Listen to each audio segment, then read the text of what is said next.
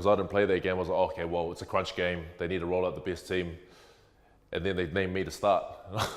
I mean, hey, I didn't mean it like that, but to be honest, I thought they would chuck those guys out, but I knew that this was kind of my sink or swim moment.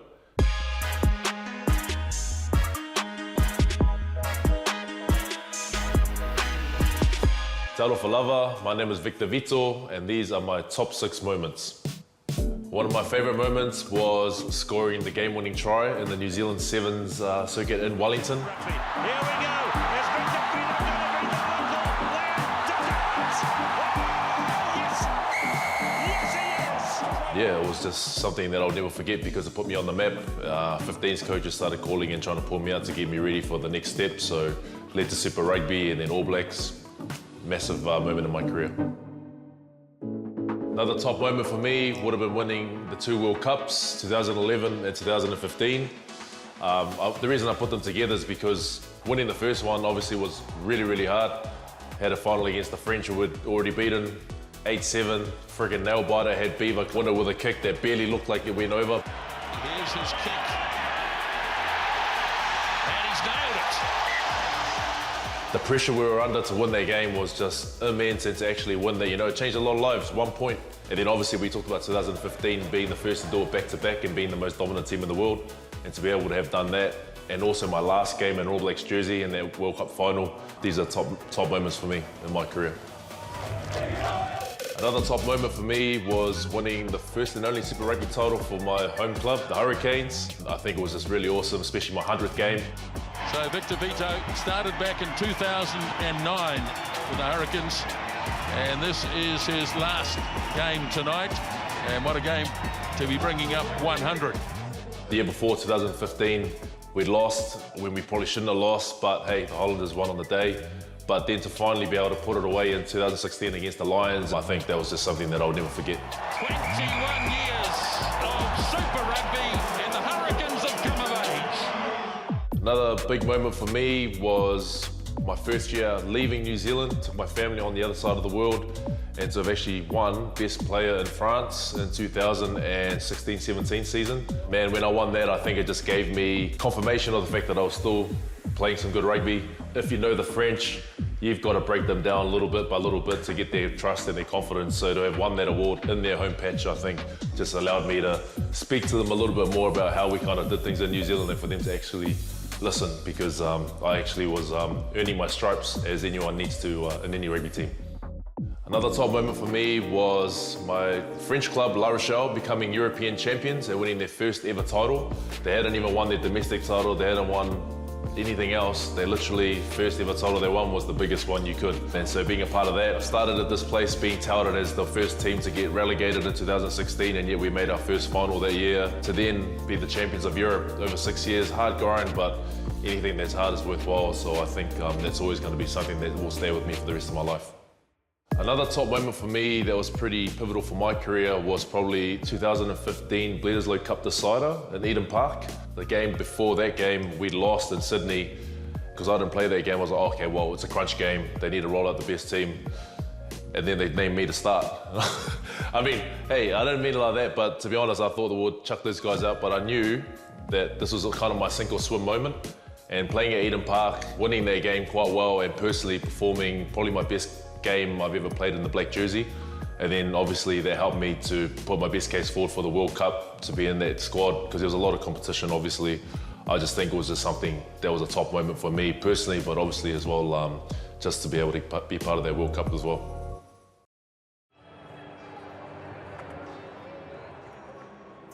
So it was a very close game, this one. I think with about 4 minutes to go, the Wallabies scored under the post.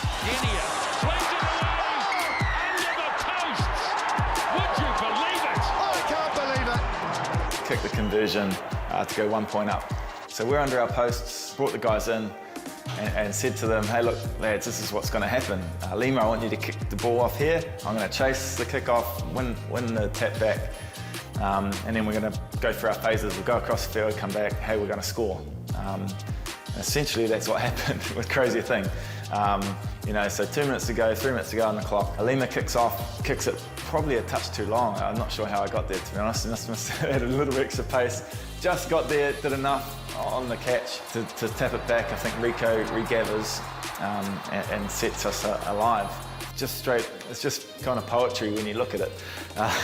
Lima through, I think, Scott Barrett's hands into mine, back inside to TJ and back outside to Bodie, who scores under the posts.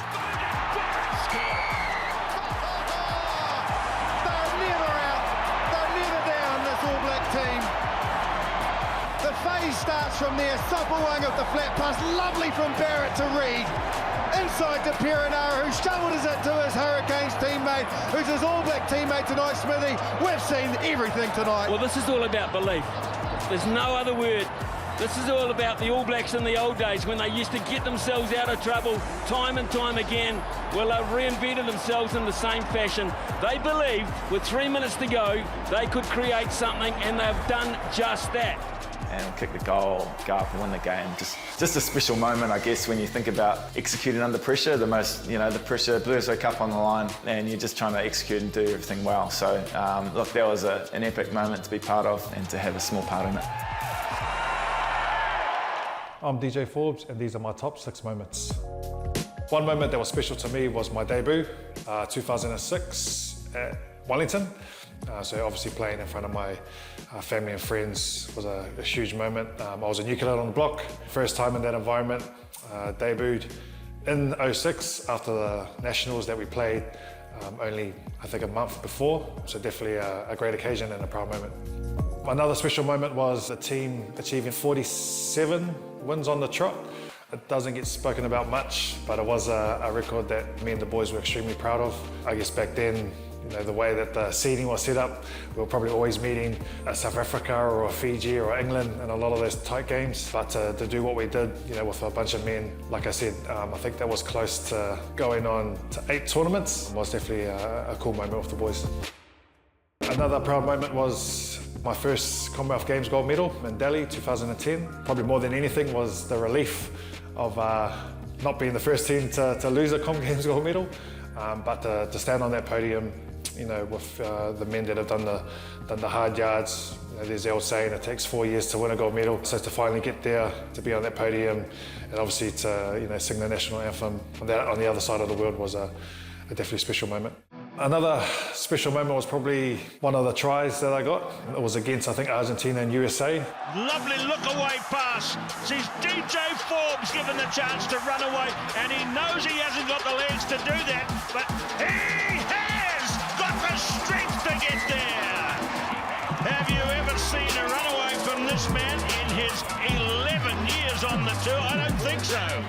World Rugby called it the longest fend in Sevens history, and I think it worked out to be about 20 plus metres. Yeah, I think one of the longest fens in Sevens history. Another special moment for me was obviously with the Counties Manukau Steelers. Getting out of championship to premiership was definitely a proud moment for a union that probably hadn't had too much success. We obviously were riding off the back of some massive legends that played for Counties, but it was a great opportunity for us to play a part in setting our own little bit of history and bit of legacy in the red, white and black hoops. Another special moment was probably the World Cup. Playing in Russia was one thing, but for those who watched it, the game actually got put on hold. So in the middle of the semi-final because of rain and thunder warning. So growing up in New Zealand, you never heard of that. No matter how hard it's raining, you'll still be out there running around chasing the ball.